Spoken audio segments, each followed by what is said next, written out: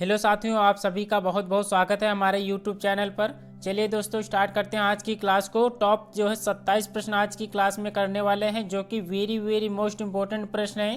पहला प्रश्न आपकी स्क्रीन पर दिया गया है।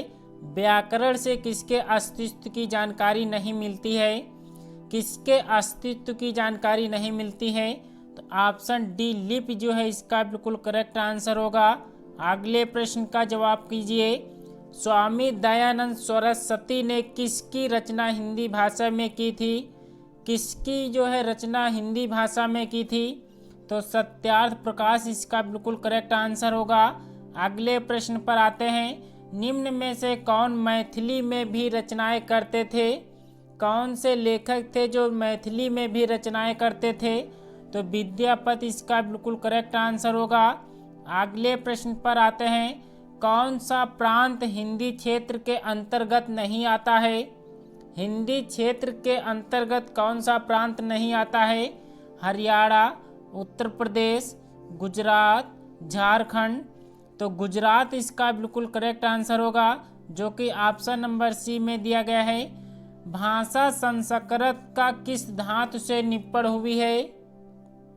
भाषा संस्कृत का किस धातु से निप्पण हुई है?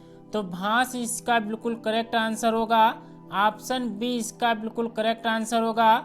निम्न में से कौन सा शब्द फारसी का नहीं है?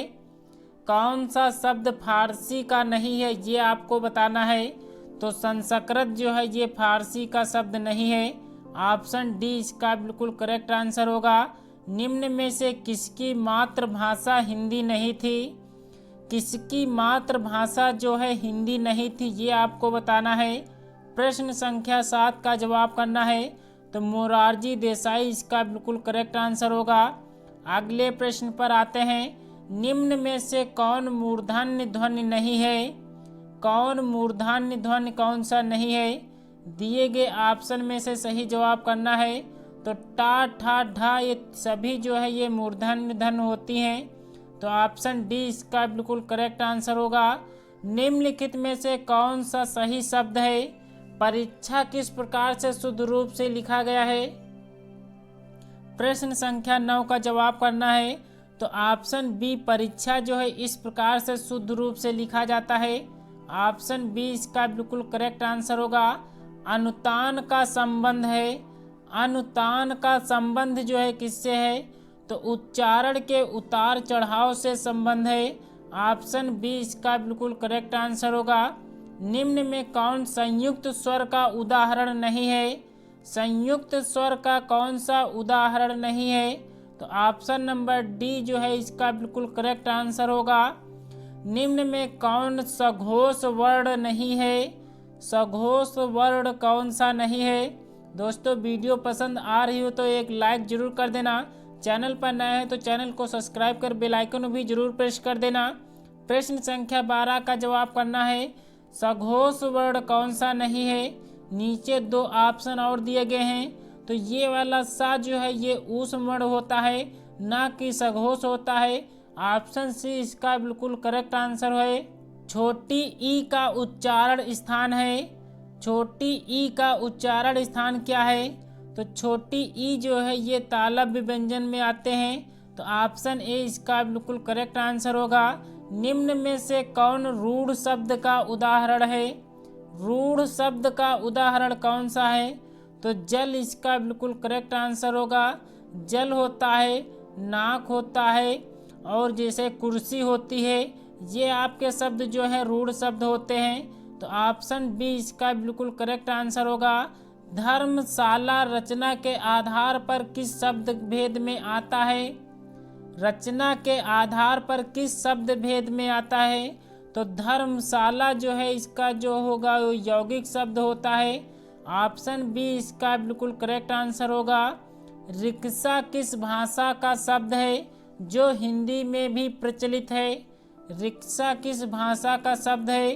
अरबी भाषा का है, फारसी का है, जापानी का है, चीनी का है? तो रिक्शा शब्द जो है ये जापानी होता है। तो ऑप्शन सी इसका बिल्कुल करेक्ट आंसर होगा।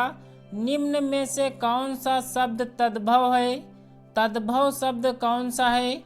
तो तद्भव शब्द जो है वो घर होता है। ग्रह, अग्नि, क्षीर ये जो है तत्सम शब्द है। घर ये आपका तद्भव शब्द है। अगले प्रश्न पर आते हैं। कबूतर किस भाषा का मूल शब्द है? कबूतर किस भाषा का मूल शब्द है? तो ये जो है आपका फारसी भाषा का मूल शब्द है। ऑप्शन ए इसका बिल्कुल करेक्ट आंसर होगा। उत्पत्ति की दृष्टि से शब्दों के भेद निम्न में से कौन नहीं है? शब्दों के भेद इनमें से कौन से नहीं है? तो तत्सम है, तद्भव है, देशज है।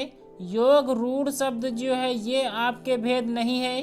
तो ऑप्शन डी इसका बिल्कुल करेक्ट आंसर है। सूर्योदय का संधि विच्छेद क्या है? सूर्योदय का सही संधि विच्छेद आपको बताना है। तो सूर्य प्लस उदय इसका बिल्कुल करेक्ट आंसर होगा। अगले प्रश्न पर आते हैं। आप सभी जो है यहाँ पे जो है संधि से प्रश्न यहाँ पर आपको आगे देखने को मिलेंगे।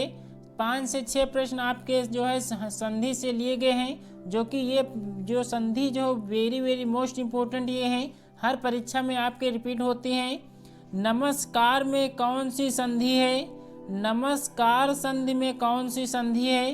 तो नमस्कार जो है ये इसमें विसर्ग संधि होती है। तो ऑप्शन ए इसका बिल्कुल करेक्ट आंसर होगा। हितैषी का सही संधि विच्छेद क्या है? हितैषी का सही संधि विच्छेद क्या है? तो हित प्लस ऐसी इसका बिल्कुल करेक्ट आंसर होगा। संधि के मुख्य भेद हैं। संधि के जो है मुख्यतः कितने भेद होते हैं? तो 3 इसका बिल्कुल करेक्ट आंसर होगा। अगले प्रश्न पर आते हैं। निम्न में से कौन स्वर संधि का भेद नहीं है? स्वर संधि का भेद कौन सा नहीं है? तो दीर्घ संधि होता है, यड़ संधि भी होती है, गुण भी होती है। विसर्ग संधि जो है ये स्वर संधि का उदाहरण नहीं होता है। तो ऑप्शन ए इसका बिल्कुल करेक्ट आंसर होगा। महोदय का उचित संधि विच्छेद क्या होगा? महोदय का उचित संधि विच्छेद करना है तो महाधन उदय इसका बिल्कुल करेक्ट आंसर होगा। अगले प्रश्न पर आते हैं। कपीस में कौन सी संधि है? कपीस में कौन सी संधि है? तो दीर्घ स्वर इसका बिल्कुल करेक्ट आंसर होगा। अगले प्रश्न पर आते हैं। स्वागत का सही संधि विच्छेद क्या है? स्वागत का सही संधि विच्छेद क्या होगा? तो सु प्लस आगत इसका बिल्कुल करेक्ट आंसर होगा। दोस्तों हमने आज 23 प्रश्न यहाँ पे लिए हैं, जो कि वेरी मोस्ट इम्पोर्टेंट ये आज के प्रश्न थे। आपके कितने प्रश्न आपके सही हुए ये कमेंट्स बॉक्स में बताना। वीडियो अच्छे लगी हो तो एक लाइक जरूर कर देना। चैनल पर नए हैं तो चैनल को सब्सक्राइब कर बेल आइकन को भी जरूर प्रेस कर दें। पे डेली जो है आपके यहाँ पे 30 प्रश्न कराए जाते हैं। तो चलिए दोस्तों आज की क्लास को हम यहीं तक रखते हैं। मिलते हैं कल की वीडियो में ऐसे बेहतरीन प्रश्नों के साथ। तब तक के लिए जय हिंद, जय भारत।